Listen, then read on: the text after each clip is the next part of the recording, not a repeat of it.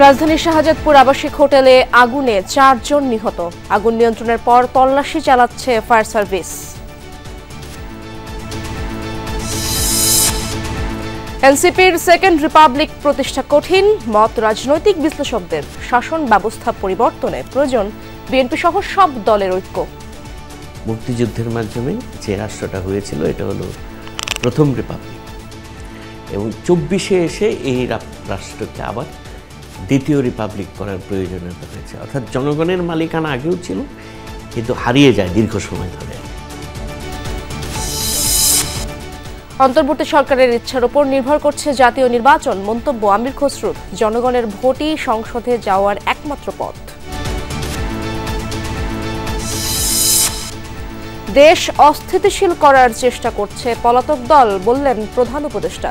ব্যর্থতা থাকলেও এগুচ্ছে সরকার, কেটেছে ভারতের সাথে সম্পর্কের মেঘ। বাংলাদেশ ভারতের সম্পর্ক ভালো না থেকে উপায় নেই। আমাদের সম্পর্ক এত ঘনিষ্ঠ, আমাদের পরস্পরের উপর নির্ভরশীলতা এত বেশি, এবং আমাদের ঐতিহাসিকভাবে, রাজনৈতিকভাবে, আমাদের অর্থনৈতিকভাবে আমাদের সম্পর্ক এত ক্লোজ সম্পর্ক, সেটার থেকে আমরা বিচ্যুত হতে পারবো না। প্রাথমিকে 6,500 শিক্ষক নিয়োগ বাতিলের সিদ্ধান্ত স্থগিত আপিল বিভাগে। বেশ কমাস ধরে আন্দোলন করছিলেন বাদপড়ারা।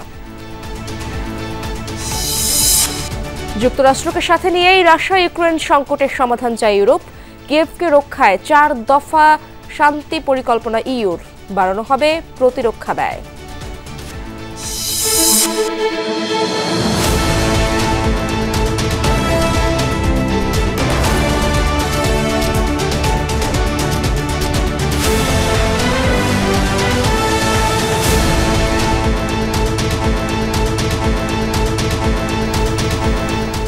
আমন্ত্রণ দুপুরে বাংলাদেশে, আপনাদের সঙ্গে আছি আমি ইশরাত জাহান। এতক্ষণ শিরোনাম দেখছিলেন। রাজধানীর শাহজাদপুরের একটি আবাসিক হোটেলে অগ্নিকাণ্ডের ঘটনা ঘটেছে। এটা এখন পর্যন্ত 4 জনের মৃত্যুর খবর পাওয়া গেছে। আরও জানাতে যোগ দিচ্ছেন আমার সহকর্মী আখলাকুস সাফা। তার কাছ থেকে সেখানকার সার্বিক পরিস্থিতি জানার চেষ্টা করব। সাফা, আগুন কি শতভাগ নিয়ন্ত্রণে এসেছে কিনা, এবং ফায়ার সার্ভিসের তল্লাশি কি এখনো চলছে কিনা, এবং যারা মারা গেছেন তাদের লাশ হস্তান্তর করা হয়েছে কিনা, বিস্তারিত তথ্য জানতে চাই।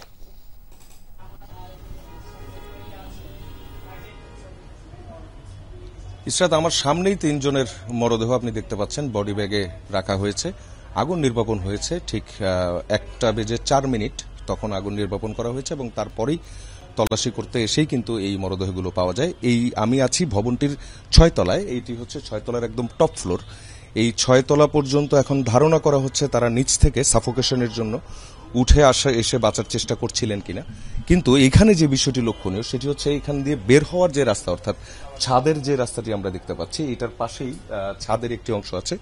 এই জায়গাটা তালা মারা। এখন ধারণা করাই যাচ্ছে যে এই তালার কারণে হয়তোবা তারা এখান থেকে বেরিয়ে যেতে পারেননি। এবং আরও একজনের মরদেহ সেটি এই যে ভবনটি, এই ভবনটির দ্বিতীয় তলায় সেটি রাখা হয়েছে। এখনো পর্যন্ত একজনের স্বজন এখানে এসেছেন, আমরা এমনটা দেখেছি, যদিও তার সাথে এখনো পর্যন্ত কোনো কথা হয়নি। তবে অন্যদের যে মরদেহের যে পরিচয়, সেই পরিচয়গুলো কিন্তু এখনো পর্যন্ত নিশ্চিত হওয়া যায়নি। ঠিক 12:15 দিকের যে ঘটনা, এই ঘটনায় কিন্তু ফায়ার সার্ভিসের 2টি ইউনিট তারা কিন্তু এখানে এসে পুরো ভবনটির যে আগুনের সূত্রপাত আমরা যেটি ফুটেজে দেখতে পাচ্ছিলাম, ধোঁয়া বেরোচ্ছে, সেই জায়গাটা তারা নিয়ন্ত্রণ করতে পারেন, এবং 1:04 এই আগুনটা নির্বাপন করা যায়। কিন্তু এরপরেই কিন্তু এই বিষয়টা দেখা যায়। তবে এই বিষয়টি লক্ষণীয়। অন্যান্য বিভিন্ন আগুনের সময় আমরা যেমনটা দেখি, যেমন ইমার্জেন্সি এক্সিটগুলো বন্ধ থাকে, সিঁড়িগুলো বন্ধ থাকে, মানুষজন তারা জীবন বাঁচানোর জন্য যে রাস্তা, তাদের যে ইমার্জেন্সি এক্সিট, সেগুলো খুঁজে পান না। এইখানটাতেও ঠিক এমনই রকমের একটি অবস্থা কিন্তু আমরা এখানে দেখতে পাচ্ছি। আমরা কিছু দূর এগিয়ে যেতে চাই, নিচের যে ফ্লোরগুলো আছে সেই ফ্লোরগুলোতে এগিয়ে যেতে চাই। আমরা ফায়ার সার্ভিসের যারা ঊর্ধ্বতন কর্মকর্তারা আছেন, আমরা তাদের সঙ্গেও কথা বলবো। আমরা একটু নিচের যে ফ্লোরগুলো আছে সেই ফ্লোরগুলোর অবস্থাটা একটু দেখে আসতে চাই।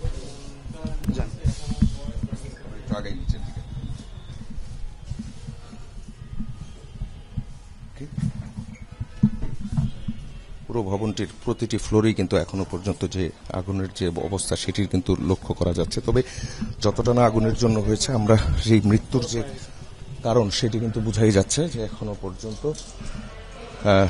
শ্বাসরোধ হয়ে মৃত্যু যেগুলো আমরা এর আগেও দেখেছি সেই ধরনের অবস্থা। এবং যে আমি ফায়ার সার্ভিসের কর্মীদের কাছ থেকে, ফায়ার ফাইটারদের কাছ থেকে জানতে চাচ্ছিলাম যে লাশের অবস্থা কি ছিল সেই জায়গাটি লক্ষ্য করা গেছে। সেটি হচ্ছে তারা বলছেন যে লাশের অবস্থা খুবই স্বাভাবিক, কিন্তু তারাই ধারণা করছেন যে শ্বাসরোধ হয়ে হয়তো বা তারা মারা যেয়ে থাকতে পারেন। এখনো পর্যন্ত তেমনটাই বলা হচ্ছে। 6 তলের ভবনের প্রতিটি ফ্লোরে একটি করে ইউনিট এবং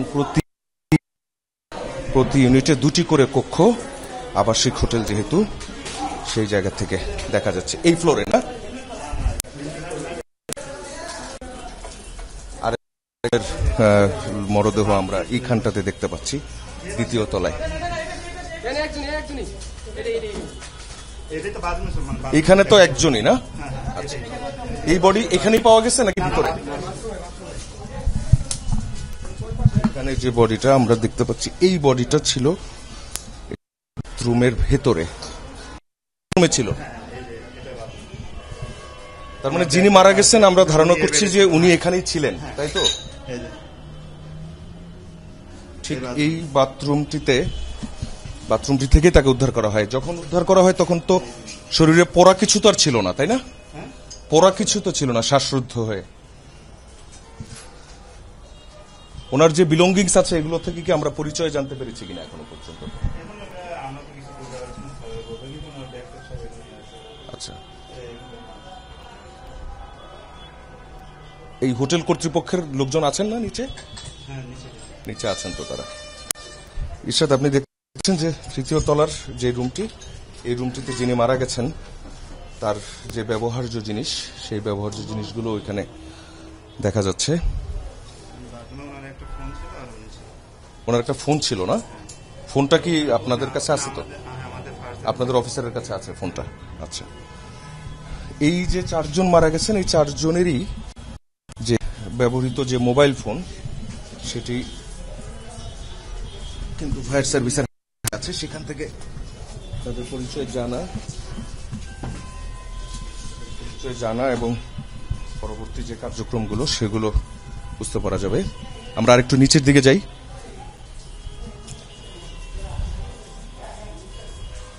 বডিটা খেয়াল করুন।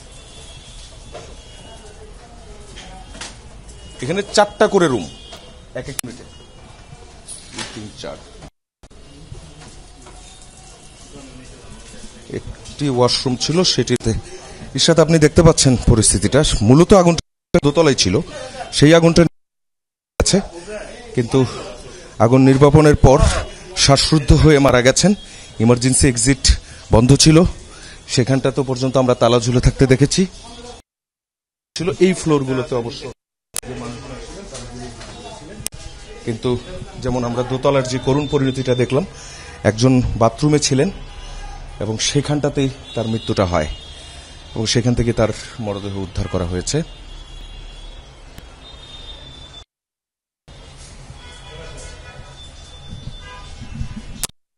আমরা ফায়ার সার্ভিসের পক্ষের সঙ্গে কথা বলতে চাচ্ছি এবং নিহতদের পরিচয় জানার চেষ্টা করছি। ধন্যবাদ আপনাকে সাফা, সেখানেই থাকুন আপনি। আপনার কাছ থেকে পরবর্তী খবর জানার চেষ্টা করব। রাজধানীর শাহজাদপুরের একটি আবাসিক হোটেলে অগ্নিকাণ্ডের ঘটনা জানাচ্ছিলাম। এটা এখন পর্যন্ত 4 জনের মৃত্যুর খবর পাওয়া গেছে। সেই খবরই আপনাদের জানাচ্ছিলাম আমরা। নারায়ণগঞ্জের সিদ্ধিরগঞ্জে একটি টিন শেড বাসায় গ্যাস লাইন লিকেজ থেকে বিস্ফোরণের ঘটনা ঘটেছে। এতে 2 পরিবারের নারী শিশু সহ দগ্ধ হয়েছেন 8 জন। তাদের মধ্যে 6 জনই আশঙ্কাজনক বলে জানিয়েছেন চিকিৎসক।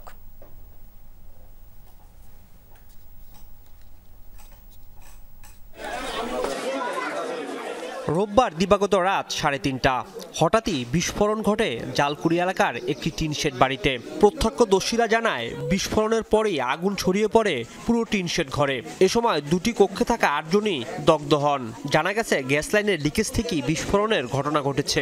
ওয়ালের চারিপাশে পানি দিয়ে দেখলাম যে এক জায়গায় লিক আছে, যেখানে বুদবুদ করে গ্যাসটা বাইর হচ্ছে। এটা দীর্ঘদিন এটা লিকেজ আছে এবং আজকের যে ঘটনা ঘটছে, এই গ্যাস লিকেজ হয়ে পুরো রুমের ভিতরে গ্যাস চেম্বার হয়েছিল। পিছন দিক দিয়ে গ্যাসের আপনার লাইন আছে, তো এই লাইন থেকে মনে করেন যে আপনার ঘরের ভিতর দিয়ে আগুন বেরোতেছে। গেট লাগানো ছিল, গেট খুলতে খুলতে ওনাদের পুরো শরীরে প্রতিটা অঙ্গে জ্বলে গেছে। কয়েকদিন পর একটি গ্যাসের গন্ধ হয়, মানে কিছুদিন আগে 2-3 দিন হয় নাই, বিল্ডিং ঘরবাড়ি পুরা কাঁপাই দিছে, মানে গ্যাসের ধাক্কায়। আমরা মনে করছি ভূমিকম্প। যা অবস্থা, এখন তো ভর্তি একজন করে ট্রিটমেন্ট দিতেছে আর কি।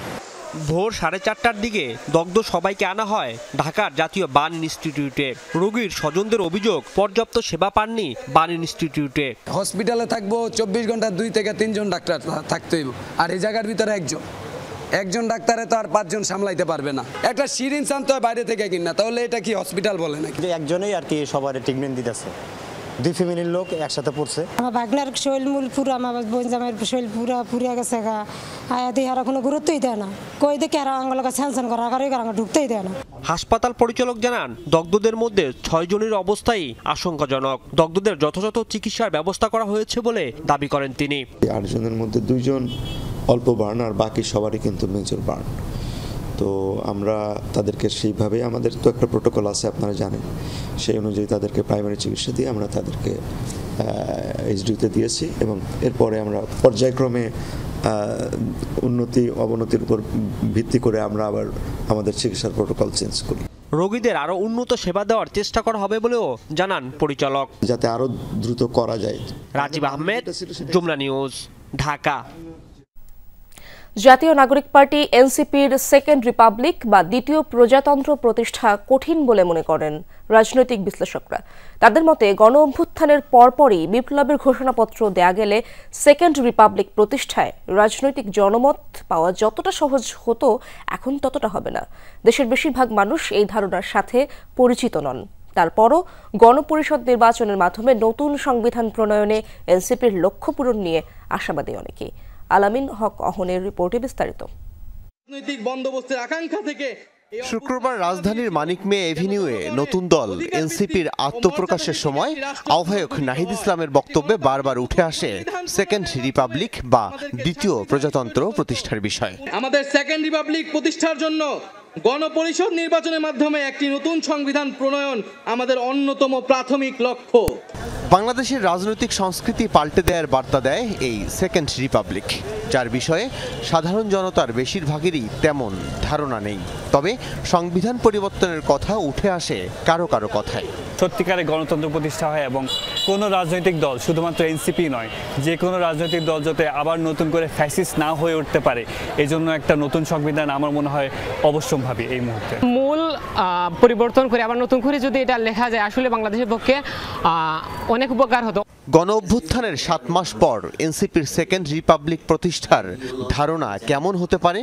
মুক্তিযুদ্ধের মাধ্যমে যে রাষ্ট্রটা হয়েছিল এটা হলো প্রথম রিপাবলিক, এবং 24-এ এসে এই রাষ্ট্রকে আবার দ্বিতীয় রিপাবলিক করার প্রয়োজনীয়তা হয়েছে। অর্থাৎ জনগণের মালিকানা আগেও ছিল, কিন্তু হারিয়ে যায় দীর্ঘ সময় ধরে। এখন এই রাষ্ট্রটাকে আবার যেন জনগণ ফিরে পায়, সেই জন্য এই রাষ্ট্রকে নতুনভাবে তৈরি করার প্রয়োজনীয়তা তৈরি হয়েছে। আগের শাসন ব্যবস্থার পরিবর্তন ঘটিয়ে নতুন শাসন কিংবা রাষ্ট্র পরিচালন ব্যবস্থা গড়ে তুলতে বিএনপি সহ সব দলের ঐক্য প্রয়োজন। সে লক্ষ্যে কতটা এগুতে পারবে নাহিদ ইসলামের নতুন দল? বহুগুণে কঠিন কাজ, কারণ আপনি পুরনো ন্যারেটিভ, পুরনো বয়ানকে যে বাতিল করে দিবেন, সেটা বাতিল করতেও তো আপনার একটা সময় লাগবে। নতুনভাবে আপনি শুরু করতে যাচ্ছেন, নতুন একটা সরকার শুরু করতে যাচ্ছেন, ওইটাই রাইট টাইম, ওইটাই গল্পটা শুরু হওয়ার রাইট টাইম ছিল। তখন এটা যদি আপনি বিপ্লব হিসেবে বলতে পারতেন, আখ্যা দিতে পারতেন, বলে যে বিপ্লব মানে সব পিছনের শেষ, নতুনভাবে নতুন কিছু শুরু হওয়া, সেটা তারা করতে পারেন নাই। পথ যত কঠিনই হোক, কেউ কেউ বিশ্বাস করেন জাতীয় নাগরিক পার্টির এই লক্ষ্য পূরণ অসম্ভব নয়। জুলাই আন্দোলনে অনেক মানুষ তাদের প্রাণ দিয়েছে, তাই আমরা চাই যে এত যে মানুষ তাদের প্রাণ দিয়েছে, এটা বদলে যেন আমরা আসলে একটা পরিবর্তন পাই, এবং এটা যদি অনেক কঠিনও হয় আমরা চাই তাও যেন তারা এই পরিবর্তনটা আনতে পারে। যদি আমরা সেকেন্ড রিপাবলিক সত্যিকার অর্থে গঠন করতে চাই, তাহলে সকল রাজনৈতিক দলের সহযোগিতা খুবই দরকার। আমিন হক অহন, যমুনা নিউজ, ঢাকা। আওয়ামী লীগকে ইঙ্গিত করে প্রধান উপদেষ্টা ডক্টর মোহাম্মদ ইউনূস বলেছেন, পলাতক একটি দল দেশকে অস্থিতিশীল করার অপচেষ্টায় লিপ্ত। বলেছেন, চেষ্টা থাকা সত্ত্বেও অন্তর্বর্তী সরকার রাজনৈতিক দলগুলোর সাথে এখনও সংলাপ শুরু করতে পারেনি। বিবিসি বাংলাকে দেয়া সাক্ষাৎকারে এসব কথাই বলেন ডক্টর ইউনূস। আর শৃঙ্খলা পরিস্থিতি প্রসঙ্গে প্রধান উপদেষ্টা আরও বলেন, পুলিশ বাহিনীকে দাঁড় করাতেই কয়েক মাস লেগে গেছে। এখন পরিস্থিতির কিছুটা উন্নতি হচ্ছে। ফ্যাসিবাদ পতনে রাষ্ট্রীয় বাহিনীগুলোর সামনে বুক উঁচিয়ে লড়াই করেছে নিরস্ত্র ছাত্র জনতা। রক্তাক্ত জুলাই আগস্টের পর পতন হয় ফ্যাসিবাদের। ৮ আগস্ট শপথ নেয় অন্তর্বর্তীকালীন সরকার। ক্ষমতা গ্রহণের ৬ মাস পর সরকারের সামনে এসেছে নানা প্রশ্ন। সেসব বিষয়ে বিবিসি বাংলার সঙ্গে খোলামেলা কথা বলেছেন প্রধান উপদেষ্টা ডক্টর মোহাম্মদ ইউনূস। জানান, ধ্বংসস্তূপ পরিস্থিতি থেকে ঘুরে দাঁড়িয়েছে দেশের অর্থনীতি। দেশ বিদেশেও আস্থা অর্জন করেছে অন্তর্বর্তী সরকার। যে ধ্বংসাবশেষ থেকে এসেছিলাম, এখন একটা নতুন চেহারা আসছে, ভেসে উঠছে যে আমরা অর্থনীতি সহজ করেছি, দেশ বিদেশের আস্থা অর্জন করেছি। এটা তো পরিষ্কার, সারা দুনিয়ার আমরা আস্থা স্থাপন করতে পেরেছি, এটা কেউ প্রশ্ন করতে পারবে না। আইন শৃঙ্খলা পরিস্থিতি নিয়েও প্রশ্ন ছিল ডক্টর মোহাম্মদ ইউনূসের কাছে। জবাবে তিনি বলেন, পুলিশ বাহিনীর আত্মবিশ্বাস ফেরাতেই লেগে গেছে কয়েক মাস। পলাতক একটি দলও দেশের পরিস্থিতি অস্থিতিশীল করার অপচেষ্টা চালিয়ে যাচ্ছে। পুলিশ বাহিনী যাকে দিয়ে আমরা কাজ করাচ্ছিলাম, তারা ভয়ে রাস্তায় নামছিল না, কারণ 2 দিন আগে তারা এদেরকে গুলি করেছে। কাজে মানুষ দেখলেই সে ভয় পায়। কাজে তাকে ঠিক করতে করতে আমাদের কয়েক মাস চলে গেছে। এখন মোটামুটি ঠিক হয়ে গেছে, আবার নিয়ম শৃঙ্খলার দিকে আমরা রওনা হয়েছি। পলাতক দল দেশ ছেড়ে চলে গেছে, তাদের নেতৃত্ব চলে গেছে। তারা সর্বাত্মক চেষ্টা করছে এটাকে আনসেটল করার জন্য। এটা তো সবসময় থ্রেট আছে। তারা মাঝে মাঝে ঘোষণা করছে, বক্তৃতা দিচ্ছে, অ্যাড্রেস করছে, আমরা সবাই শুনছি, মানুষ উত্তেজিত হচ্ছে। প্রধান উপদেষ্টার মতে, বাংলাদেশ ভারত সম্পর্ক নিয়ে চক্রান্তের কারণে 2 দেশের সম্পর্কে ভুল বোঝাবুঝি দেখা দেয়। তবে মূল সম্পর্কে কোনো ফাটল ধরেনি বলেও দাবি তার। বাংলাদেশ ভারতের সম্পর্ক ভালো না থেকে উপায় নেই। অর্থনৈতিকভাবে আমাদের সম্পর্ক এত ক্লোজ সম্পর্ক, সেটার থেকে আমরা বিচ্যুত হতে পারবো না। তবে মাঝখানে কিছু কিছু দ্বন্দ্ব দেখা দিয়েছে, মেঘ দেখা দিয়েছে। এই মেঘগুলো মোটামুটি এসছে অপপ্রচার থেকে। অপপ্রচারের সূত্র কারা সেটা অন্যরা বিচার করবে, কিন্তু এই অপপ্রচারের ফলে আমাদের সঙ্গে একটা ভুল বোঝাবুঝি হয়ে গেছে। সেই ভুল বোঝাবুঝির থেকে আমরা উত্তরণ করার চেষ্টা করছি। আওয়ামী লীগের রাজনীতি করার প্রশ্নে প্রধান উপদেষ্টা জানান, দেশ সবার, কারো কাছ থেকে কেড়ে নেয়ার কিছু নেই, তবে অন্যায় করলে শাস্তি পেতেই হবে। এই দেশ থেকে কেড়ে নেওয়ার, তার অধিকার কেড়ে নেওয়ার কোনো উপায় নেই, কিন্তু যে অন্যায় করেছে, যার বিচার হওয়া উচিত, তার বিচার হতে হবে, এটুকুই শুধু। রাষ্ট্রপতির সাথে যোগাযোগ হয়। সুমাইয়া ঐশী, যমুনা নিউজ, ঢাকা। অন্তর্বর্তী সরকারের রাজনৈতিক ইচ্ছার উপর নির্ভর করে কত দ্রুত জাতীয় নির্বাচন হবে, এমন মন্তব্য করেছেন বিএনপির স্থায়ী কমিটির সদস্য আমির খসরু মাহমুদ চৌধুরী। সকালে নবনির্বাচিত কর আইনজীবী নেতৃবৃন্দকে নিয়ে বিএনপির প্রতিষ্ঠাতা জিয়াউর রহমানের সমাধিতে শ্রদ্ধা জানানো শেষে সাংবাদিকদের মুখোমুখি হন তিনি। বলেন, নবগঠিত রাজনৈতিক দলের যে কোনো ভাবনা বাস্তবায়ন করতে হলে জনগণের মুখোমুখি হতে হবে। নির্বাচনের মাধ্যমে সংসদে যেতে হবে। যত তাড়াতাড়ি দেশে গণতান্ত্রিক পরিবেশ ফিরে আসবে তত মঙ্গল বলেও মন্তব্য করেন আমির খসরু। যত দেরি হবে তত দেশ ক্ষতিগ্রস্ত হবে উল্লেখ করে বিএনপির নেতা বলেন, গণতান্ত্রিক সরকার ব্যতীত এক দিন যাচ্ছে। দ্রব্যমূল্য সহ বিভিন্ন সেক্টরের অস্থিতিশীলতা জনজীবন দুর্বিষহ করে তুলছে। উইল থাকতে হবে, ইচ্ছা থাকতে হবে, এবং সেটার অপেক্ষায় জনগণ আছে। আর বাংলাদেশের জনগণ ছাড়াও যারা স্টেক হোল্ডার আছে, দেশের ভিতরে দেশের বাইরে, যারা সিদ্ধান্ত নিতে অপেক্ষা করছে, কারণ তাদের সিদ্ধান্ত একটি নির্বাচিত সরকারের অধীনে হলে তাদের short term, mid term, long term যে প্ল্যান প্রোগ্রাম, এগুলো তারা বাস্তবায়ন করতে পারবে।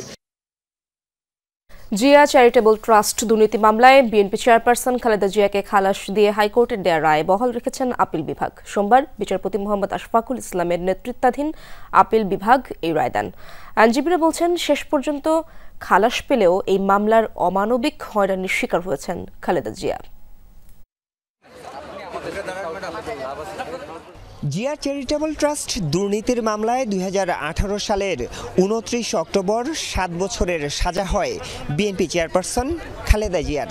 পরের বছর 30 এপ্রিল খালেদা জিয়ার করা আপিল গ্রহণ করে হাইকোর্ট, কিন্তু শুনানি হয়নি আর।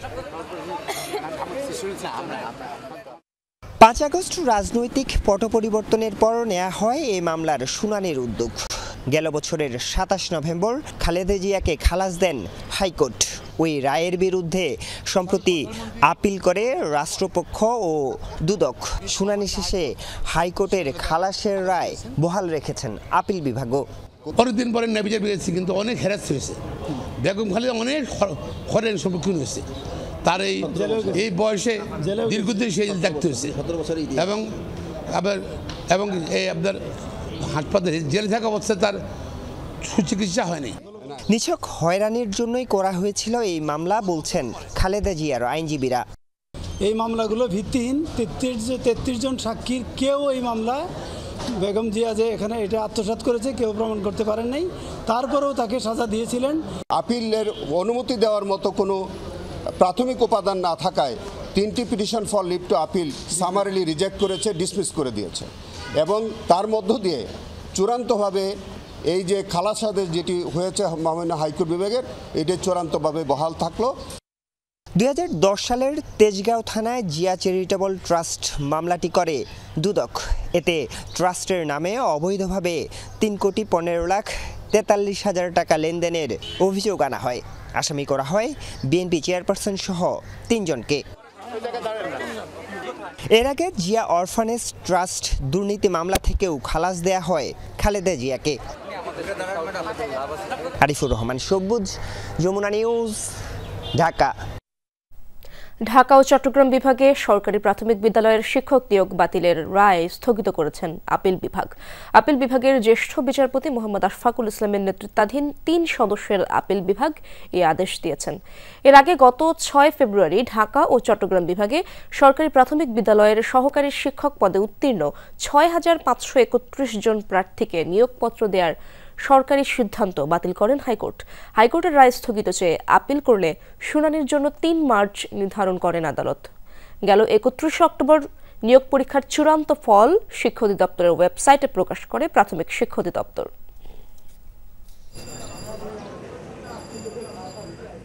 আমরাই আগামী ভবিষ্যতে আমরা যে জাতি গড়ার কারিগর সেটা স্পষ্টভাবে প্রমাণ করে আপনাদেরকে দেখাবো ইনশাআল্লাহ।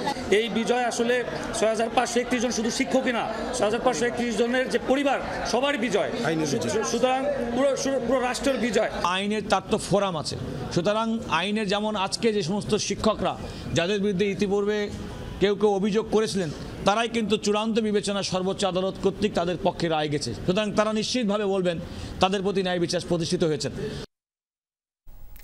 নীতিমালা ছাড়া সাজাপ্রাপ্ত কোনো আসামিকে ক্ষমা করার ক্ষমতা কেন অসাংবিধানিক হবে না জানতে চেয়ে রুল জারি করেছেন হাইকোর্ট। পাশাপাশি সাজাপ্রাপ্ত আসামিকে রাষ্ট্রপতির ক্ষমা করার ক্ষমতা সংক্রান্ত নীতিমালা করার নির্দেশ কেন দেওয়া হবে না রুলে তাও জানতে চাওয়া হয়েছে।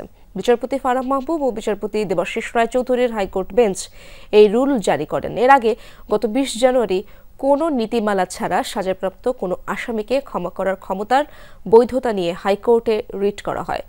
রিটে রাষ্ট্রপতির ক্ষমা করার ক্ষমতা প্রয়োগে নীতিমালা করার আবেদন জানানো হয়। রিট আবেদনে বলা হয় সংবিধানের 49 অনুচ্ছেদ রাষ্ট্রপতির ক্ষমা করার ক্ষমতা রয়েছে। এই ক্ষমা করার ক্ষমতা অবাধ, যার কোনো নীতিমালা নেই। কে বা কিসের ভিত্তিতে ক্ষমা পাচ্ছেন তার কোনো নীতিমালা নেই, যা সংবিধানের 7, 27, 31 ও 32 অনুচ্ছেদের সঙ্গে সাংঘর্ষিক। ক্ষমতার এমন অপব্যবহারের কারণে অতীতে আলোচিত অনেক সাজাপ্রাপ্ত আসামি ক্ষমা পেয়েছেন। রাজশাহীর গোদাগাড়িতে ট্রাকের সাথে সংঘর্ষে রোগী সহ অ্যাম্বুলেন্সের 3 আরোহী মারা গেছেন। অ্যাম্বুলেন্সটি রোগী নিয়ে রাজশাহী মেডিকেলে যাচ্ছিল। প্রত্যক্ষদর্শীরা জানায় চাঁপাইনবাবগঞ্জগামী একটি দ্রুত গতির ট্রাকের সাথে মুখোমুখি সংঘর্ষে এই দুর্ঘটনা ঘটে। স্থানীয়রা আহতদের উদ্ধার করে রাজশাহী মেডিকেলে নিয়েছেন। হৃদরোগে আক্রান্ত মা সুন্দরী রানীকে নিয়ে রাজশাহী মেডিকেলে যাচ্ছিলেন ছেলে মেয়ে সহ আত্মীয়রা। পথেই ট্রাকের সাথে সংঘর্ষে প্রাণ যায় মা, মেয়ে ও অ্যাম্বুলেন্স চালকের। হাসপাতালে চিকিৎসাধীন ছেলে অসীম সহ আরও 2 জন। ভোরে রাজশাহী চাঁপাইনবাবগঞ্জ মহাসড়কের গোদাগাড়ির রাজবাড়িহাট এলাকায় মর্মান্তিক এই দুর্ঘটনা ঘটে। রাজশাহী মেডিকেলে যাওয়ার পথে চাঁপাইনবাবগঞ্জমুখী দ্রুতগামী ট্রাকের সাথে মুখোমুখি সংঘর্ষে দুমড়ে মুচড়ে যায় অ্যাম্বুলেন্সটি। রাজশাহী আসার সময় এখন এই যে কে বলছে রাজাবাড়ি, কে বলছে বিজয়নগর, ওখানে অ্যাক্সিডেন্টটা হয়েছে। আমরা ওখানে স্পটে গেছিলাম, যেটা দেখেছি যে গাড়িতে আমাদের ড্রাইভার সহ মোট 6 জন ছিল। 3জন হচ্ছে যে স্পট ডেথ আমাদের ড্রাইভার সহ, আর 3জনকে আরও রাজশাহী মেডিকেল নিয়ে যাওয়া হয়েছিল। আমি সকালে ফোন পাইছি যে আমার একটা শালা হয় ওই রাজশাহী মেডিকেল আছে। সংঘর্ষে ঘটনাস্থলেই প্রাণ হারান রোগী সুন্দরী রানী, অ্যাম্বুলেন্স চালক জুয়েল সহ 3 জন। আহত হয় আরও 3 জন। খবর পেয়ে পুলিশ ও ফায়ার সার্ভিস কর্মীরা আহতদের উদ্ধার করে হাসপাতালে পাঠায়। অ্যাক্সিডেন্ট হয়েছে খবর পেয়ে আমরা এখানে আসছি। ড্রাইভার ছাড়া 5 জন ছিলেন, তার ভিতরে 3 জন স্পটেই ডেড হয়েছে, আর বাকিগুলোকে মুমূর্ষু অবস্থাতে রাজশাহী মেডিকেল কলেজে হস্তান্তর করা হয়েছে। ভোর 5:30টা নাগাদ আমাদের রাজশাহী মেডিকেল কলেজ হাসপাতালে গুরুতর আহত অবস্থায় ভর্তি হয়। নিউরো সার্জারি ওয়ার্ডে চিকিৎসাধীন এবং একজন অর্থোপেডিক্স ওয়ার্ডে চিকিৎসাধীন রয়েছেন। তারা কেউই আশঙ্কামুক্ত নন। ঘটনার পরপরই পালিয়ে যায় ট্রাক চালক। বেপরোয়া গতির কারণেই এ দুর্ঘটনা বলছে পুলিশ। জারিন অর্নি, যমুনা নিউজ। রাজধানীতে যানজট নিয়ন্ত্রণে স্বয়ংক্রিয় টোল আদায়ের পরিবর্তে ম্যানুয়াল পদ্ধতিতে যানবাহন থেকে টোল আদায় করছে এলিভেটেড এক্সপ্রেসওয়ে কর্তৃপক্ষ। গেল রোববার থেকে টোল বক্স বাদ দিয়ে এক্সপ্রেসওয়ের তেজগাঁও সংযোগ র্যাম্পের মুখে দাঁড়িয়ে ম্যানুয়াল পদ্ধতিতেই টোল আদায় করতে দেখা যায় এক্সপ্রেসওয়ের কর্মীদের। ফলে পিক আওয়ারে তৈরি হয় যানবাহনের লাইন দীর্ঘতা, আর উত্তপ্ত রোদের মধ্যে দীর্ঘ সময় দাঁড়িয়ে টোল আদায় করার বাড়ছে কর্মীদের স্বাস্থ্য ঝুঁকিও। এলিভেটেড এক্সপ্রেসওয়ের কর্তৃপক্ষ বলছে, সড়কে যানজটের চাপ কমাতে পুলিশের পরামর্শে বন্ধ করা হয়েছে স্বয়ংক্রিয় টোল সিস্টেম। তবে ম্যানুয়াল পদ্ধতিতে টোল আদায় করায় অনেক যাত্রী অসন্তোষ প্রকাশ করেন। পিছনে বড় বাস ব্রেক একটুর জন্য 2 হাতের জন্য হয়তো আমরা হয়ে যেতাম, অ্যাক্সিডেন্টে পড়ে যেতাম। হ্যাঁ, উনি ব্রেক চিপে নাই। 6টা গাড়ি ছাড়তেছেন, আরামসে 6টা গাড়ি র্যাম্পে উঠে যাচ্ছে। এখন 100 গাড়ি এসে ঢুকে কিভাবে এই 6টা লেনে আসবে? এখানে জায়গা, র্যাম্পে জায়গা আছে 6টা লেনের?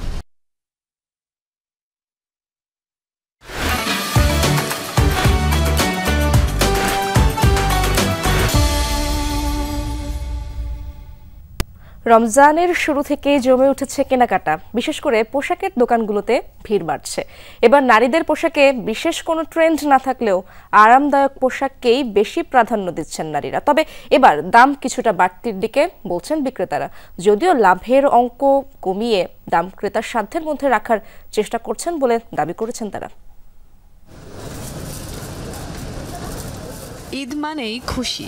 নতুন পোশাক সেই খুশিকে বাড়িয়ে দেয় কয়েক গুণে। তাই এবার রমজানের শুরু থেকেই জমে উঠেছে ঈদ কেনাকাটা। ঈদে নারীদের 3 পিসের বাজার জমে ওঠে বরাবরই। এবার গরমের প্রভাব থাকায় হালকা রং আর সুতি কাপড়েই বেশি আগ্রহ সব বয়সের নারীদের। তবে পোশাকে চাকচিক্যও চান অনেকে। সেলোয়ার ওড়না সুতির মধ্যে থাকবে, ওড়নাটা জর্জেট। জর্জেট আমার খুব একটা ভালো লাগে না, আমি একটু কটনের উপরে নানান রকম প্রিন্টের ওই ধরনের সোবার কালার যেগুলি। বাটিকের দামগুলো আগের মতোই আসছে, আর 3 পিসের যেগুলো পাকিস্তানি ওগুলো তো একটু দাম বেশি যাচ্ছে। স্টোনের লোন আছে, মমতুলি কোটরনা বাটিক আছে, ব্লক বাটিক আছে, আরও আদার্স কাটিং আছে, এই যে জমজম আছে, বুটিক্স আছে। অর্গানজার উপরে চলতেছে, সুতির উপরে চলতেছে বর্তমানে। এখন বর্তমানে এটাই হিট। বাঙালি নারীদের পছন্দের পোশাকের মধ্যে একটা বড় অংশ জুড়ে থাকে শাড়ি। ঈদের সময় নানান রং আর ফেব্রিকের শাড়ি খোঁজেন নারীরা। তবে আবহাওয়ার কথা মাথায় রেখে সুতি, সিল্ক আর হালকা রঙের শাড়ির দিকেই ঝুঁকছেন অনেকে। হালকা কিছু শাড়ি, কটন, দেশীয় জিনিস, পিওর সিল্কের গুলোই গরমে পরে আরাম পাই, ওইগুলোই নেই। কিনলে ওরকমই শাড়ি পরবো, এক্সক্লুসিভ নর্মাল শাড়ির মধ্যে। ঈদের সময় ম্যাক্সিমাম আমাদের দেশি প্রোডাক্টগুলি বেশি চলে, আপনি সুতিগুলো আপনি বেশি চলে মুরব্বীদের জন্য, আপনি বা মিডিয়াম যারা আছে তারাও সুতি পরে আপনি।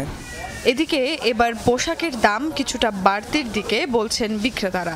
বিশেষ করে এবার আমদানি জটিলতায় ভারত থেকে শাড়ি আসছে কম, ফলে এবার ইন্ডিয়ান শাড়ির দামে রীতিমতো আগুন। তবে ক্রেতারাও দেশীয় পোশাক খুঁজছেন বেশি। প্রাইসগুলো প্রত্যেকটা শাড়িতে 100-200 টাকা একটু বেশি। প্রফিটটা কমাই দিয়ে আমরা প্রাইসটা খুব সীমিত রেখেছি। অন্য বারে যেমন মাল আনা, মালটা আসতো, এখন একটু আসতে একটু ডিফিকাল্ট। সব মিলিয়ে দিলে একটা রেট বাড়তেছে অনেক। এবারের ঈদে নারীর পোশাকে নির্দিষ্ট কোনো ট্রেন্ড নেই। পছন্দের পাশাপাশি সকলেরই প্রাধান্য আরাম আর স্বাচ্ছন্দ্য। সুমাইয়া ঐশী, যমুনা নিউজ, ঢাকা। চট্টগ্রামে ছিনতাইকারীকে ধরতে গিয়ে ছুরিকাঘাতে এক যুবকের মৃত্যু হয়েছে। ছিনতাইকারীকে গণপিটুনি দিয়ে পুলিশের সোপর্দ করেছে জনতা। রোববার মধ্যরাতে লালদিঘি পাড়ে আমানত শাহ মাজারের সামনে এই ঘটনা ঘটে। নিহত যুবক ভাসমান হওয়ায় তার নাম পরিচয় জানাতে পারেনি কেউ। পুলিশ ও প্রত্যক্ষদর্শীরা জানান, ধাওয়া খেয়ে এক ছিনতাইকারী পালাচ্ছিল, তাকে সামনে থেকে আটকালে ফুটপাথে বসবাস করা ভাসমান যুবককে ছুরিকাঘাত করে ওই ছিনতাইকারী। অতিরিক্ত রক্তক্ষরণে তার মৃত্যু হয়। এরপর ছিনতাইকারীকে ধরে গণপিটুনি দেয় বিক্ষুব্ধ জনতা।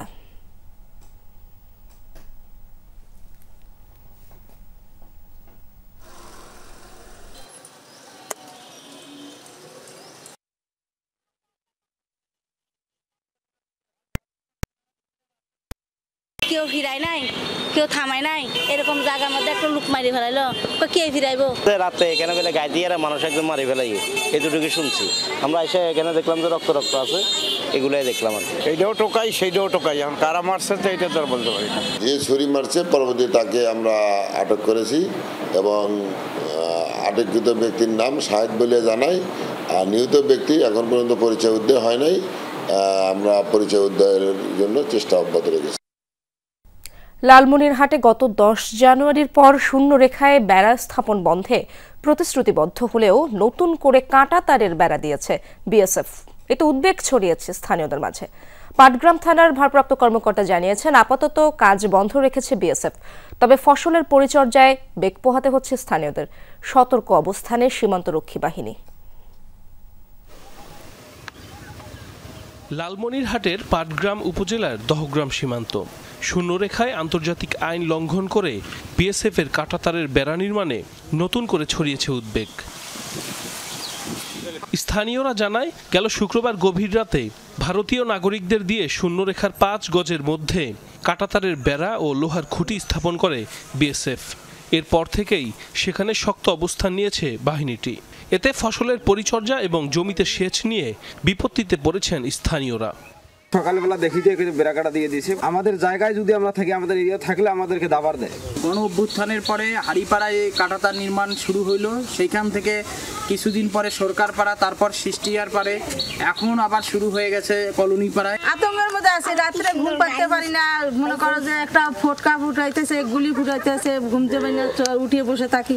রাস্তা আছে, রাস্তার সাথে আমাদের জমি, ওখানে গেলেও ওদিক থেকে সরে আসবার বলে আমাদের খেতেও তো যাইতে দেয় না। পুলিশ জানিয়েছে, শনিবার বিজিবির সাথে পতাকা বৈঠকের পর সীমান্তে বেড়া স্থাপনের কাজ বন্ধ রেখেছে বিএসএফ।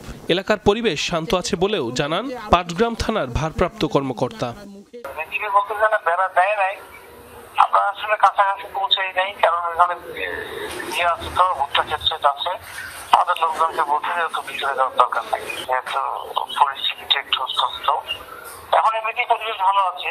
এ বিষয়ে কথা বলার জন্য বারবার চেষ্টা করেও বিজিবির 51 ব্যাটালিয়নের অধিনায়কের সাথে যোগাযোগ করা সম্ভব হয়নি। এর আগে গত 10 জানুয়ারি একই এলাকায় কাঁটাতারের বেড়া নির্মাণের পর কাচের বোতল ঝুলিয়ে দেয় বিএসএফ। পরে বিজিবির সাথে বৈঠকে স্থাপনা নির্মাণ না করার প্রতিশ্রুতি দিয়েছিল ভারতীয় সীমান্তরক্ষী বাহিনী। সাইফ আহমেদ, যমুনা নিউজ। প্রতিরক্ষা খাতে ব্যয় বাড়াচ্ছে ইউরোপ। রোববার ইউক্রেনের নিরাপত্তা ইস্যুতে লন্ডনে অনুষ্ঠিত সম্মেলনে এ বিষয়ে ঐক্যমত্যে পৌঁছেছেন ইউরোপীয় নেতারা। মূলত যুক্তরাষ্ট্রের ওপর নির্ভরশীলতা কমাতে নেওয়া হয়েছে এই সিদ্ধান্ত। নিরাপত্তা নিশ্চিতে শিথিল করা হয়েছে ঋণ সংক্রান্ত কড়াকড়িও। ইউক্রেনকে $2 বিলিয়ন আকাশ প্রতিরক্ষা ক্ষেপণাস্ত্র দেওয়ার সিদ্ধান্ত জানিয়েছে যুক্তরাজ্য। ইউক্রেন যুদ্ধ শুরুর পর যুক্তরাষ্ট্রের পাশাপাশি বিভিন্ন সময় কিয়েভকে সহায়তা দিয়ে এসেছে ইউরোপীয় দেশগুলো। ওয়াশিংটনের পর সে তালিকার শীর্ষে রয়েছে জার্মানি, যুক্তরাজ্য। যুদ্ধবন্ধে চলমান তৎপরতার মাঝেই এবার ইউক্রেনকে $2 বিলিয়ন আকাশ প্রতিরক্ষা ক্ষেপণাস্ত্র দিতে যাচ্ছে যুক্তরাজ্য। একই সাথে কিয়েভের জন্য স্বল্প পাল্লার মিসাইলও তৈরি করবে ব্রিটেন, যা ছোড়া যাবে আকাশ, জল কিংবা স্থলপথ থেকে। লন্ডনে অনুষ্ঠিত সম্মেলনে এমন সিদ্ধান্তের কথা জানান ব্রিটিশ প্রধানমন্ত্রী। ইউক্রেনের সামরিক সহায়তার ধারা অব্যাহত থাকবে, সেই সাথে রাশিয়ার ওপর অর্থনৈতিক চাপও বজায় থাকবে। কিয়েভের জন্য নতুন $1.6 বিলিয়ন চুক্তি ঘোষণা করতে যাচ্ছি। তারা 5,000-এরও বেশি আকাশ প্রতিরক্ষা ক্ষেপণাস্ত্র কিনতে পারবে। আঞ্চলিক নিরাপত্তা নিশ্চিতে ওয়াশিংটনের উপর নির্ভরশীল থাকতে চায় না ইউরোপ, তাই সম্মেলনে প্রতিরক্ষা খাতে ব্যয় বাড়ানোর সিদ্ধান্ত নিয়েছে দেশগুলো। আঞ্চলিক নিরাপত্তা নিশ্চিতে ইউরোপকে আরও দায়িত্বশীল হতে হবে, এ বিষয়ে সবাই একমত হয়েছে। আরও শক্তিশালী প্রতিরক্ষা শিল্প তৈরি করাই হবে আমাদের লক্ষ্য। ন্যাটোর প্রতিরক্ষা বাজেটও বাড়বে। তবে ঠিক কোন কোন খাতে বাড়ছে প্রতিরক্ষা ব্যয় তা এখনও খোলাসা করেনি পশ্চিমা দেশগুলো। প্রাথমিকভাবে স্থলভাগে ব্যবহৃত সামরিক যন্ত্রপাতির উৎপাদন বাড়াবে ইউরোপ বলে ধারণা করা হচ্ছে। অনিক রহমান, যমুনা নিউজ।